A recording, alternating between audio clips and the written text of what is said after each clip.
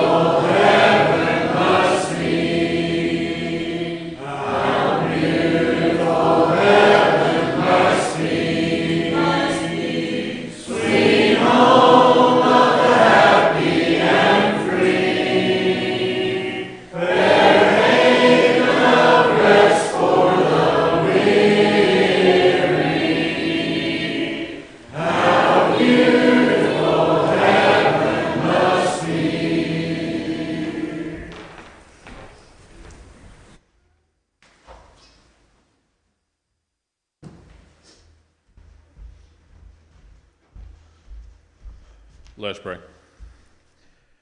Dear God, our gracious Father in heaven, we thank you for the wonderful day that you bless us with today.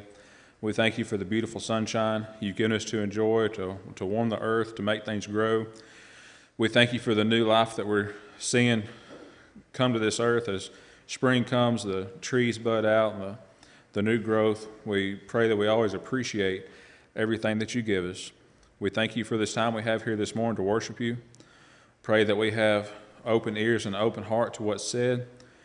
Pray that you be with the teachers of this hour. Give them a greater remembrance of your word and what it says, and let them present it in a way that's applicable and easy to understand. We thank you for our health that you've given us, but we pray for those who are sick and not able to be here with us. Pray that your healing hand be upon them. Please be with those who are spiritually sick, and let us be a guide and light to them. Let us show them the way to truth and righteousness. Let us always be a good example for everyone around us. We thank you for Greg's safe return back to us. We thank you for his abilities that he has to present your word in a way that's well-pleasing to you. In Christ's name we pray. Amen.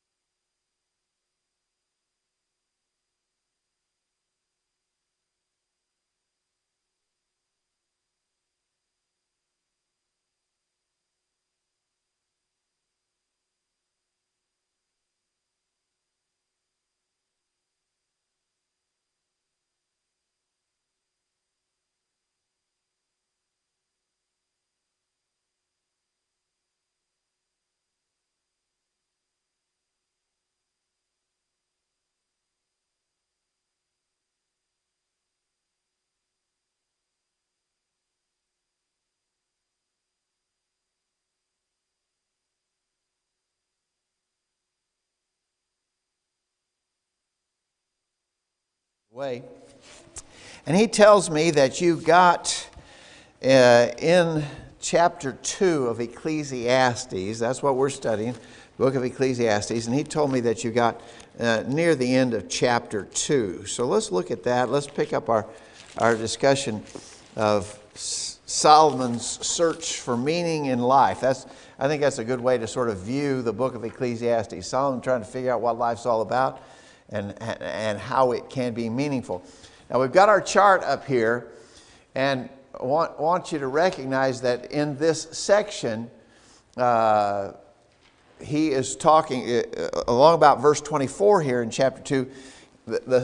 In the first sermon, it switches between the first half of the sermon talking about futility, life without God. The second part of the sermon begins in verse 24. So we'll be watching for that switch here in just a moment.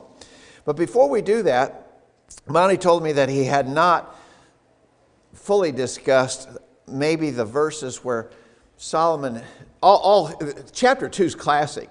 He tried everything and got no satisfaction out of it.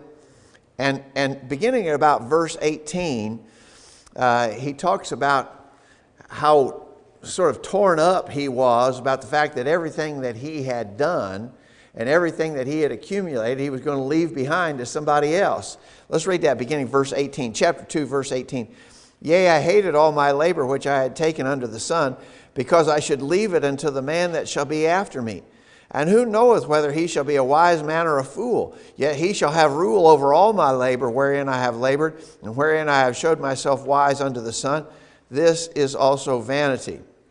Therefore I went about to cause my heart to despair of all the labor which I took under the sun. For there is a man whose labor is in wisdom and in knowledge and in equity. Yet to a man that hath not labored therein shall he leave it for his portion. This also is vanity and a great evil. For what hath man of all his labor and of all the vexation of his heart wherein he hath labored under the sun? For all his days are sorrows and his travail grief. Yet his heart taketh not rest in the night. This is also vanity. I tell you, really this entire first part of chapter 2, and especially these words, I mean, you get the idea the fellow was just absolutely miserable. I mean, those are some really depressing words. He said, you know, I worked hard. I used my brains. I had wisdom, and I worked hard. But notice, both in verse 18 and in verse 19, there is that expression, under the sun. So in this perspective, he's thinking about just here and now. No view of what's beyond the grave. And you know, if this was all there is to our existence, if there was nothing beyond the grave, if it's just these few years of labor while we're here on the earth and then it's all over and nothing endures, it would be really frustrating. And so you work hard, you apply yourself, but you're going to die and leave it all behind. And somebody is going to have what you left behind. And as he says here, who knows whether the guy I leave it to will have any sense at all. He probably won't even have the sense to appreciate what he's got, and he'll probably squander it and waste it and ruin it. And I'm telling you, Solomon says, that's just a tremendous vexation to me to consider that reality. Tom? What I needed to do to impart this wisdom on a person. Mm-hmm. And he's basically talking about his children. Yeah. They're not even worth. Yeah. He doesn't have any confidence in them. No, and that's a sad thought for a parent not to have confidence in that they've imparted at least some of their knowledge and wisdom to their children. Yeah. You know, there's that old saying, you know, or old story that's told, you know, this really rich guy, he died, and somebody said, how much did he leave behind? And the answer was, he left it all behind. He didn't take any of it with him. And that's sort of the concept that Solomon has in mind here in these verses. So what would be a reasonable takeaway for us Because we know that's true too, right? Well, then, if that's the case with men in the world, then it is really silly to make the wealth and the accumulation of material things our primary objective in life. Many people do. I think even those of us who are Christians, because we live in this extremely prosperous time and place, we've got to be really careful about allowing ourselves to be sidetracked like that. You're going to leave it all behind. And whoever you leave it to may not appreciate it, may squander it, may not have the sense to deal with it. You're going to leave it all behind. Tom? Watching some of the History Channels they did the men that built America. Yeah. Rockefellers, Carnegie's, Edison, the whole thing. And what stuck out to me was Carnegie, I believe it was, who was a steel magnate. His whole goal was to be the richest man in America or the world at that time. And Rockefeller, going through, said his lawyer to him, and to inquire of him and everything. And so he asked, well, what would it take to get that? And Carnegie just wrote down some, obscure number that was just Crazy high number. Crazy high number. And Rockefeller agreed to pay it. And for that short term, he was the richest man in the world at the time. Yeah. But when Rockefeller took on that, he soon became, overtook him again. But Carnegie, he sort of worked and he got that, and then he sort of sit back and you didn't hear too much from him. Yeah. And even those names, and we recognize those names, but even their memories drastically faded, and so it's futility, and those are the expressions that he used here: vanity, sorrow, travail. It just doesn't pay off. So again, Solomon is making an observation there that we know too. We know that's true. I mean, that's not a revelation. Say, oh man, I never thought of that. We've all thought about that idea that you can't take it with you. We have that common expression. You can't take it with you. But we need to really take that to heart and let it be a ruling principle in our lives, that the pursuit of those things cannot be the most important thing in our life. It's not enduring. It does not last.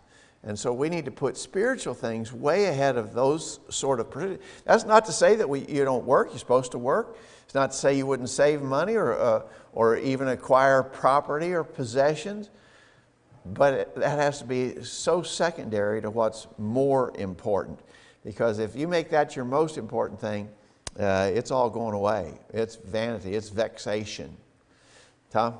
Mind you, the prodigal son, he basically, here his father was, had, substantial goods and things, and he went to his father and asked for everything, and then he went off and he didn't appreciate it, he squandered it, and it took him losing everything and feeding with, basically eating what the hogs left over to realize what he really had, what was really important. Yeah. And it's sort of a personification of what Solomon said here in Ecclesiastes. Yeah.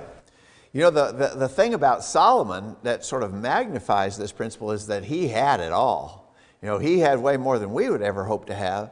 And so, as frustrating as it might be for us to think about we're leaving it all behind, it was magnitudes more frustrating for Solomon, who had acquired all this incredible wealth and position and power and influence, and for him to realize, I'm only here for a little while and I'm going to leave it all behind.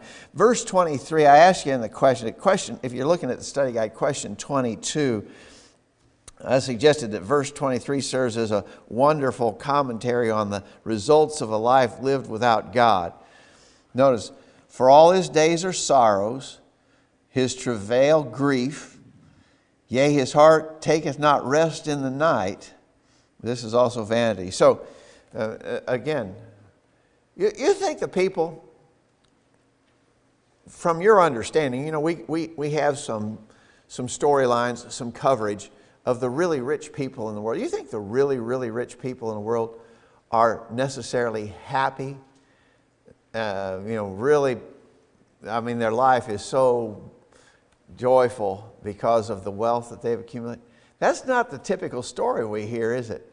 In fact, Tom was talking about the Rockefellers and the Carnegies and the Vanderbilts. And, if you read about some of those families, especially some of the descendants in those families were pretty miserable people whose lives were a wreck.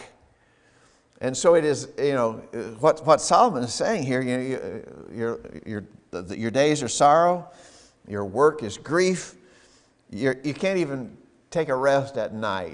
You're tore up and worried about it when you lay down to go to sleep at night. It's not the wonderful existence that someone might imagine it would be if you had all of the money that those people had or that Solomon had. He said it wasn't there.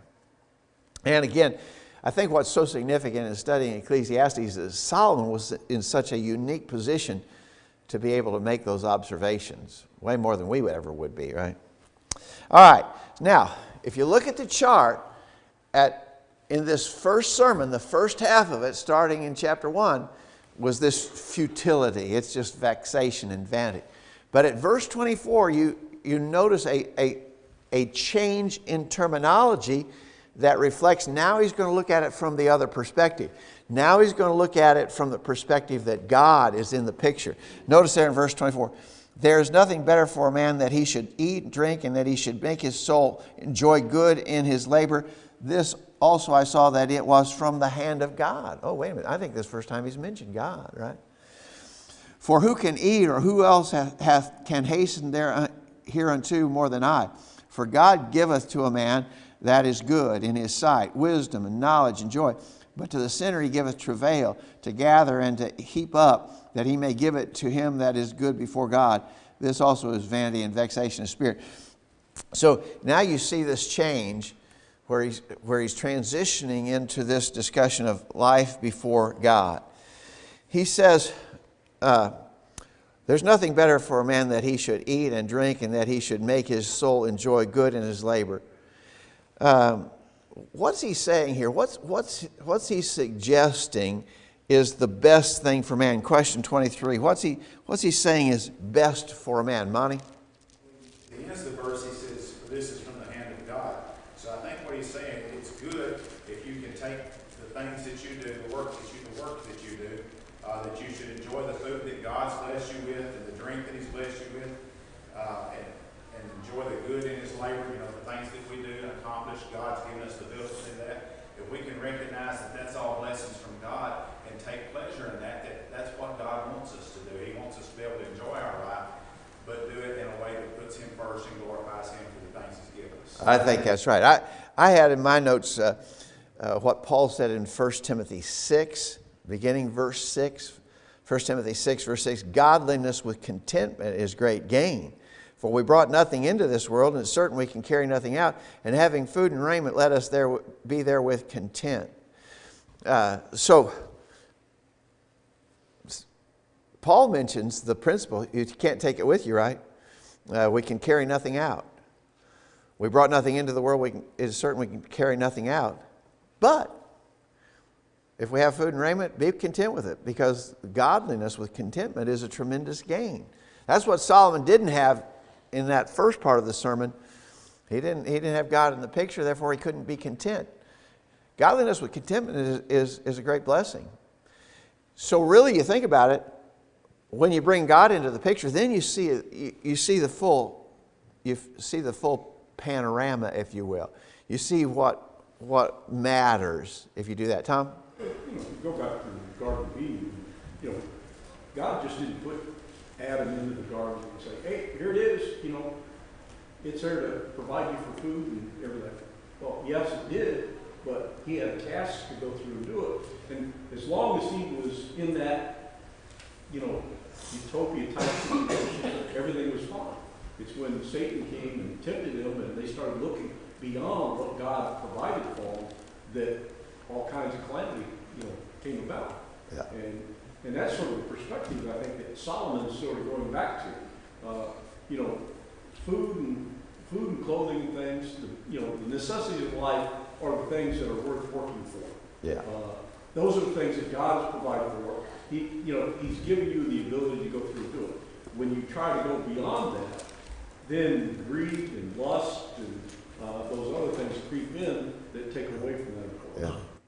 So I think you're right. God, one of the great blessings of seeking God in our lives is this idea that we have a true perspective on things. That's a big benefit.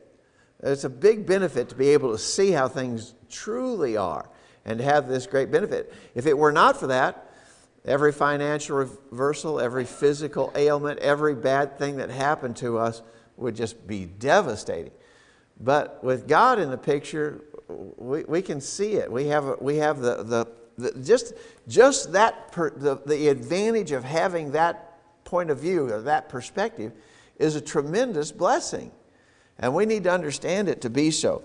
And we can have peace and we can have satisfaction when the people of the world are just, what do we call it? They're in the rat race, right? They just keep chasing around like the rat in a wheel. And they're not getting anywhere. And we can see better than that. Tom? I remember my father and my grandma, prototype machine shop back in New Jersey. So there was an individual that came to me and says, he said, I come in here and I can help you with your business, and you could be making 10 to 100 times more than you are. My father-in-law said, well, I'm happy with what I'm doing. Yeah. And the guy just didn't know, what's it? What? You don't want? People of the world can't understand that. No, that's exactly right. Notice there, God gives to the man that is good in his sight wisdom, knowledge, joy. Hopefully that's us, right? So we're trying to do good in his sight, and he gives us the wisdom to see things as they really are, the knowledge to know what matters, the joy that comes from serving God. But to the sinner he gives travail or hard labor, to gather, to heap up, to give it to someone else. He's not going to keep it for himself. And so the sinner's life is vexation and vanity, whereas the man of God is blessed. All right, any more thoughts or comments there? Now, this second sermon continues on, as you see, well into chapter 3. So we're keeping our chart up there so that we can kind of keep track of where we are. As we said when we introduced the book of Ecclesiastes, it's really essential to know where we are in sort of this flip-flopping that Solomon does in the perspective from which he is speaking. Because if you don't do that, you can end up with some really erroneous conclusions. So let's keep reading into chapter 3, kind of a famous section in chapter 3, beginning verse 1.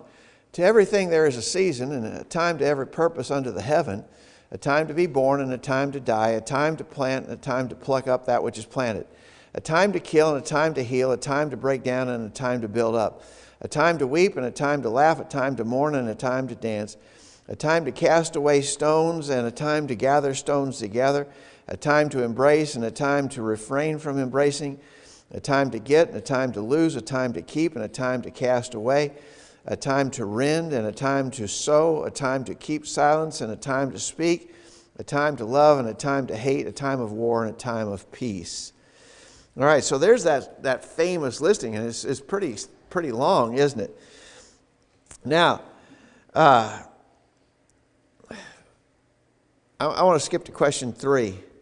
What do you think he's talking about here? What are the things in this list? I mean, there's some stuff here that raises some questions, and we'll talk about them in a minute. A time to kill, he says. A time to heal. A time to hate, he says, and a time to love. Well, I thought we weren't supposed to kill. I thought we weren't supposed to hate. What do you... So this is kind of essential. What is the overview of this section here? Harvest. I think it's harvest. I think it's time. We have hunting seasons and time to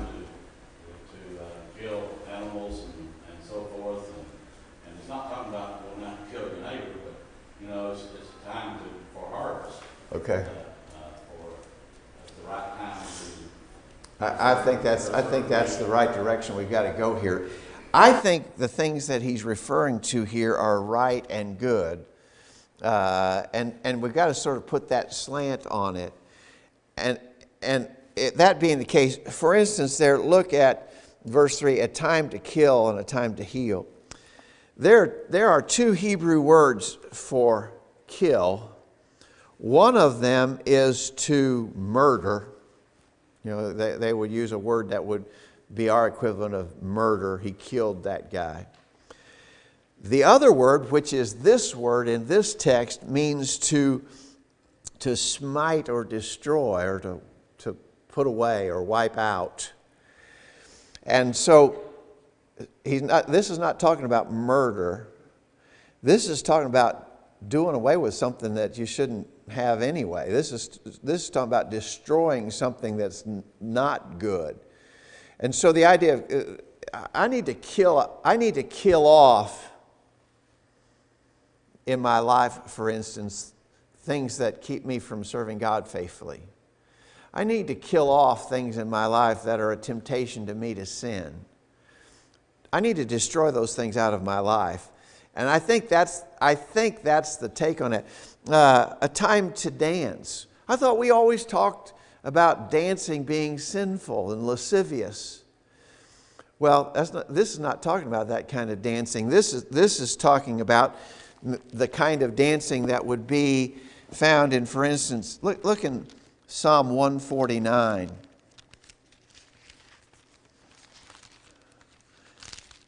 In Psalm 149, verse 3, 149:3, yeah. Let them praise his name in the dance. Let them sing praises unto him with the timbrel and the harp. This is not talking about lascivious dancing. This is talking about a dance that had religious overtones to it. You know, Miriam led the women of Israel in dancing before God. And so this is not a sensual dance. This was a dance of rejoicing that they did sometimes in Old Testament settings. And so I believe that's what he's talking about here. A time to hate. Well, you know, we should hate what God hates. Proverbs, you remember Proverbs 6, beginning verse 16? These 6 things doth the Lord hate, yea, 7 are an abomination unto him. And then it goes on to list. There's a time to hate those kind of things. We should hate them too. But in this context, he's not contrasting good and bad. He's talking about, all the things that he's talking about here refer to things that are right and not sinful. And that being the case, I think probably even there where he says there's a time for war and a time for peace, we should fight against evil. We should war against evil. It might be that there are even some physical wars that are right from one side at least. When the forces of even if it comes to shooting and killing in war, there's a time when that's called for. God called upon the nation, the armies of Israel, to war against their enemies. So I really think this whole passage is talking about things that are right and not sinful. There's a time for all this sort of thing, he said. And so he's basically talking about the cycle of things in the presence of God. You know, different times will demand different reactions, but all of it taken in the view of doing what's right before God.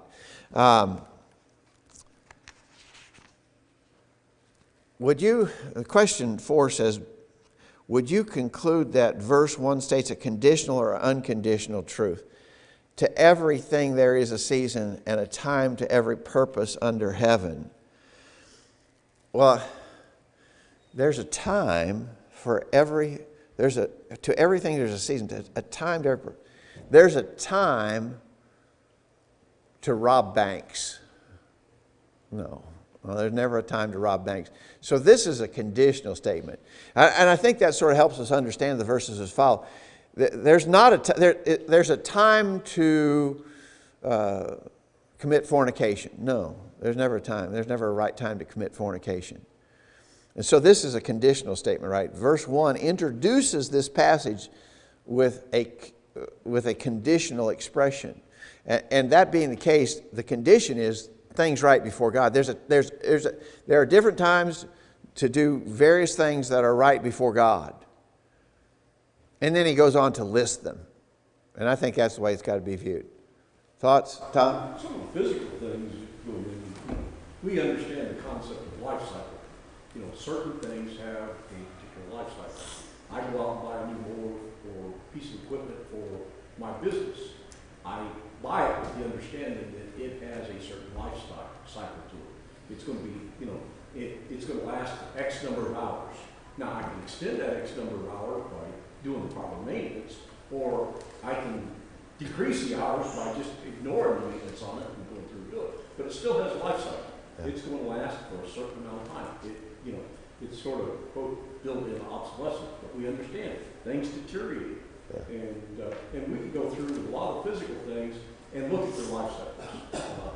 Even with human beings, they have a life cycle to them that, right now, there's not too many people who live over 120 years old. We sort of say, if you go and buy life insurance, they start looking at, your life expectancy is, you do this, and this, okay, you got a life expectancy there. You do these other things, it's a lot shorter, and you pay the premium for that. So we understand that concept.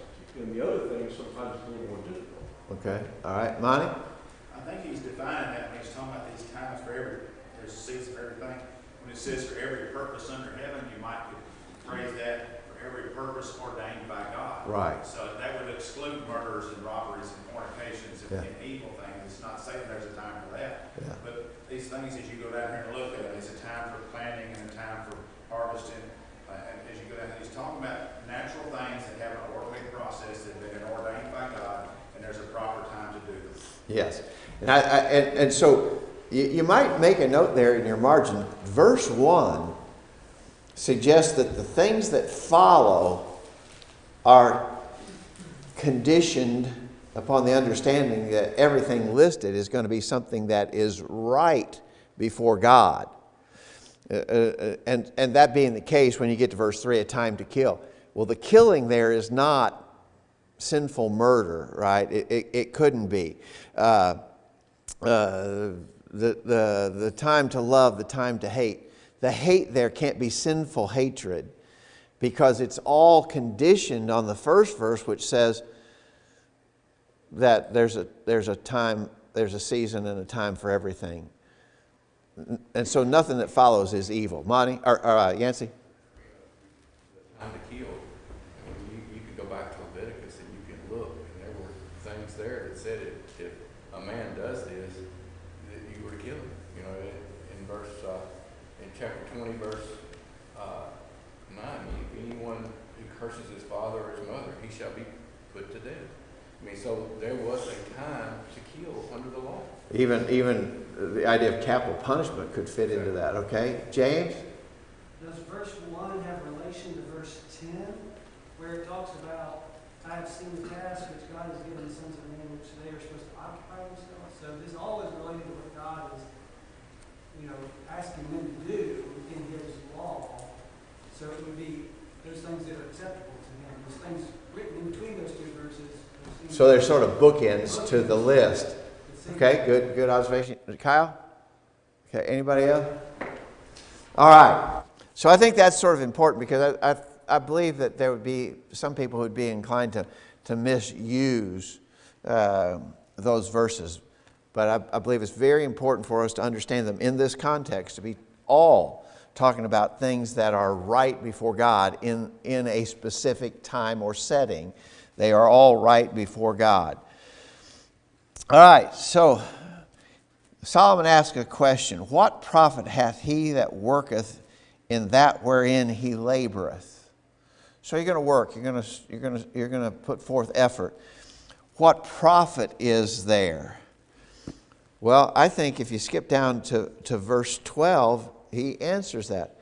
I know that there is no good in them, but for a man to rejoice and to do good in his life, also that every man should eat and drink and enjoy the good of all his labor, it is the gift of God. So I think Solomon's answer to the question of verse 9, what profit hath he that worketh in that wherein he laboreth? The profit is to be happy, to enjoy it, to not be covetous or crave more, to understand it's a gift from God, and be joyful in your life in the blessings that God has bestowed upon you. I think that's the profit. So here's a guy who makes $500,000 a year.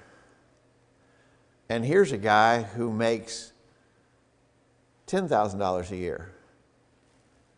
Can the same thing be said of both of them? I think so, if they know that man is to rejoice in that which God has given him. Enjoy the good of your labor. It's the gift of God.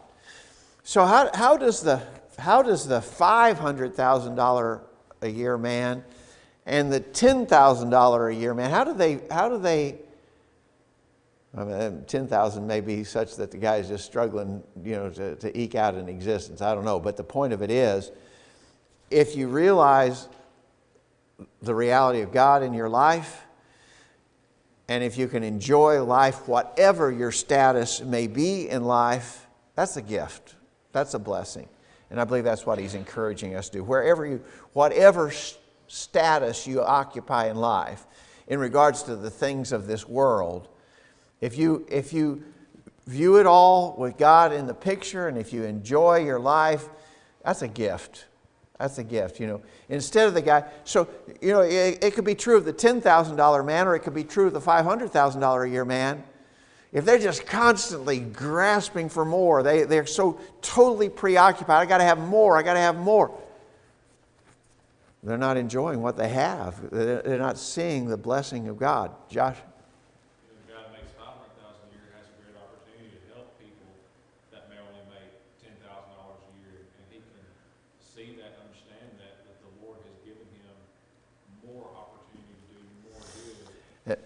And he's got to view it. He's got to view it. It's a gift.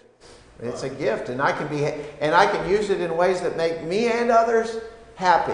And the guy that makes $10,000 a year can say, "Hey, I may not have much, but I've got the word, and I can spread the word." Yeah. And a guy may be able to say, "And I have brethren who are willing to help me when I don't have enough." But it's all got to be viewed with God in the picture, and that's the perspective of Solomon in this section. Tom? Like the guy walking across the parking lot and sees a penny. Does he stop and pick it up, or does he just walk past it and say, that's just a penny? I've known people that had a whole lot of money that just still stop and pick up the penny. Yeah. One, somebody, he realized that there was some worth in it, even though it was only a penny. Yeah. All right. I asked you a question. Verse 11 says, the King James Version says, "He hath made everything beautiful in his time. Also he has set the world in their heart, so that no man can find out the work that God maketh from the beginning to the end." He hath made every. See, that is not exactly the phrase I had in question 3.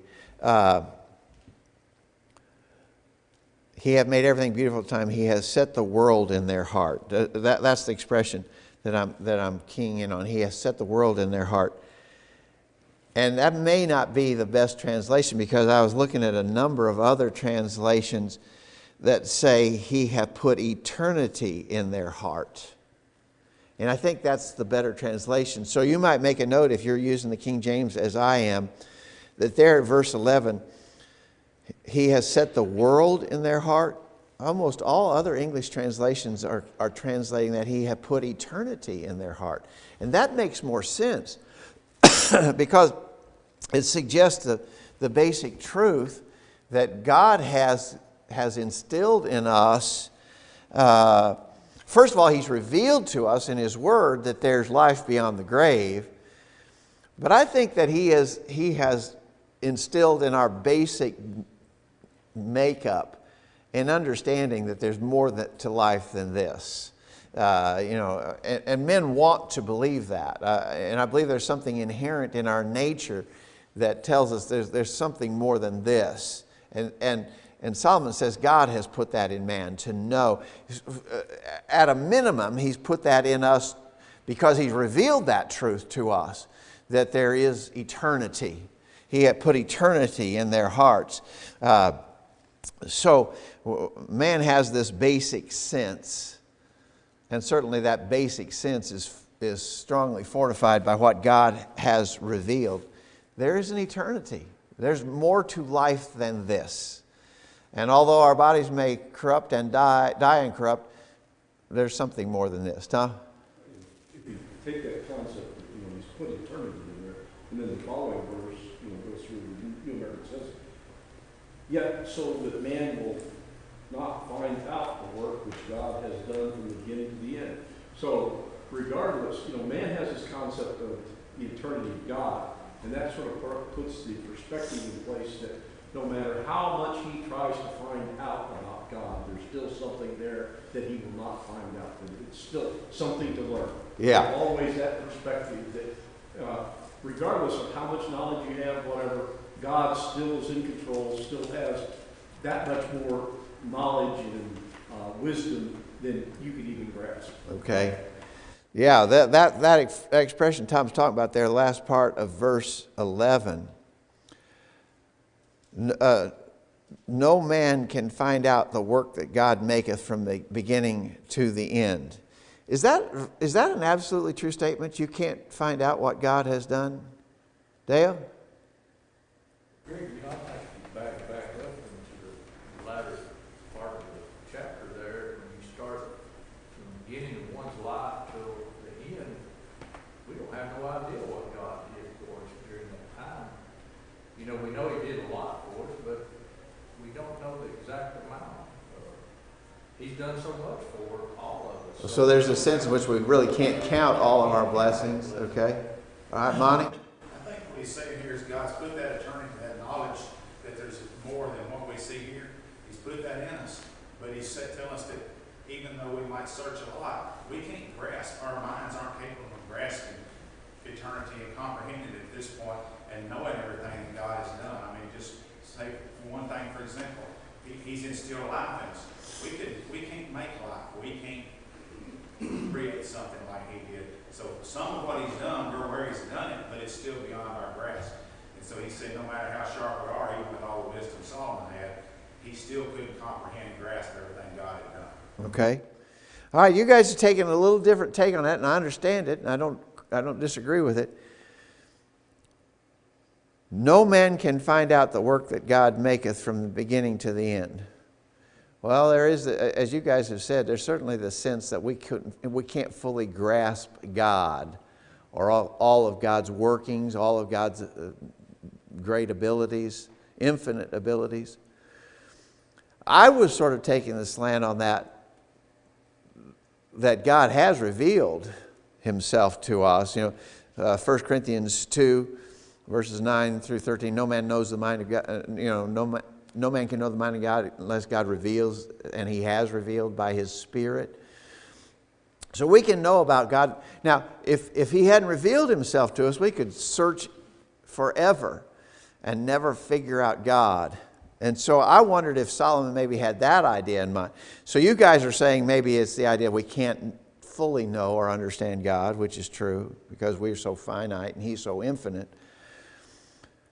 But I'm wondering there in verse 11 if he's not talking about the fact that you can't understand God apart from God making Himself known to us. I don't know. I could go either way on that. I don't think it's terribly critical to the understanding.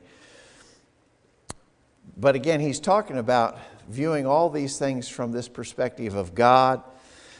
He says, verse 14, and we'll wrap up verse 14. It's a pretty good place to break maybe.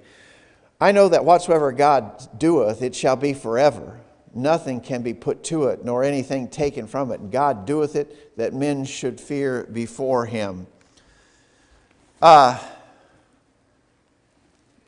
There's nothing of the things that God has done, it will be forever. Is that going to lend to, and there's going to be some more statements here in the rest of this chapter, is that going to lend to the idea that the earth is never going to be destroyed? The things that God has done last forever. You know, the Jehovah's Witnesses teach the idea the earth will never be destroyed. Is this verse, I know that whatsoever God doeth, it shall be forever. Nothing can be put to it, nor anything taken from it. Monty? But when we think of God creating the earth and everything in it, he never intended for it to be here forever. He put it in a process that he's maintained and kept going, but in that process there was a beginning and an end to it. And so that's not what he's talking about here. So it can't be, because he's told us the world's going to end. So that is a work that he's done, a process that he has in place, but it was never intended to be forever in the way we use the term. So when it says nothing that God does, or whatever God does, it should be forever. What he's saying is you can't change what God said is going to be. Yes, he's done it. Whatever it is, that's the way it's going to be, and there's nothing we can do about it. Right. And we talked about in chapter 1, verse 4, the earth abideth forever.